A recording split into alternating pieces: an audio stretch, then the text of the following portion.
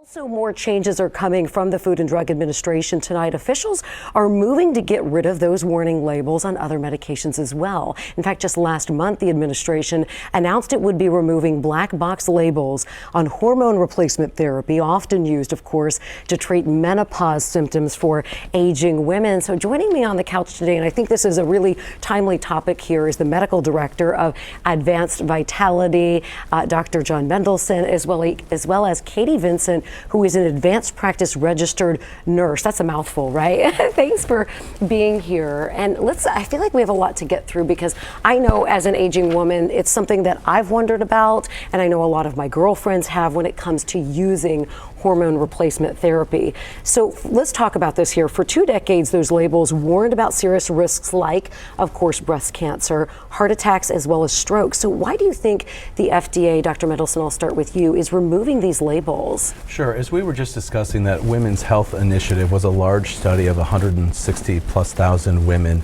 mostly aged, the cohort was age 50 to 79. And so many of those women had already perhaps developed plaques in their cardiovascular system.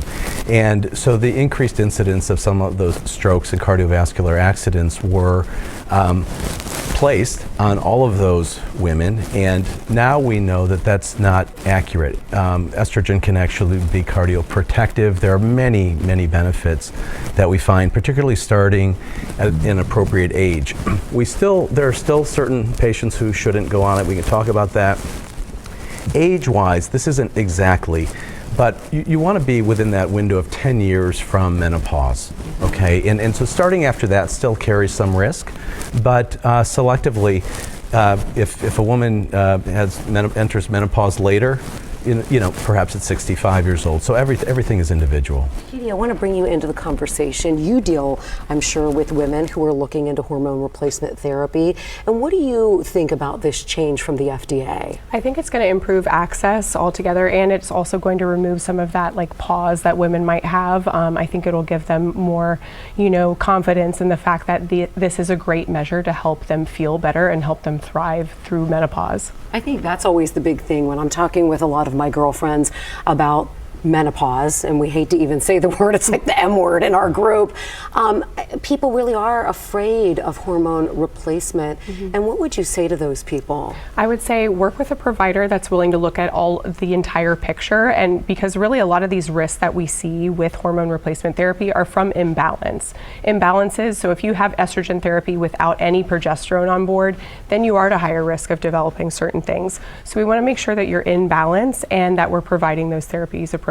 Quickly, before we wrap, Dr. Mendelsohn, you mentioned there are some people who maybe this is not for and should not consider it. I'm guessing if you're maybe predisposed to breast cancer or other cancers, is that what we're talking about? Yeah, you had mentioned breast cancer, and you really want to be careful that you're not feeding a tumor, so estrogen receptor positive.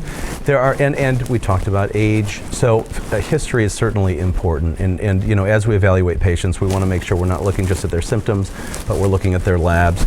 And I will say another thing, we're talking about vitality. There are many women who also might use testosterone, and sometimes that's a little bit taboo, but it's certainly in terms of increasing libido, cognitive function, cardiovascular health. So there are a lot of benefits to hormone replacement, but it's not for everybody. Yeah, and I swear, I say it all the time, I don't know how our grandmothers and mothers did it before we had all of these things that are at least one more tool in the toolbox. Guys, thanks so much. I feel like we could do a whole 30-minute segment on this.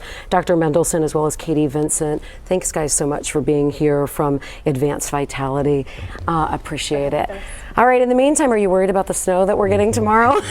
We're really going to get it tomorrow. Here's Allison Rogers with more on what's moving in. I know, Allison, a lot of people woke up this morning and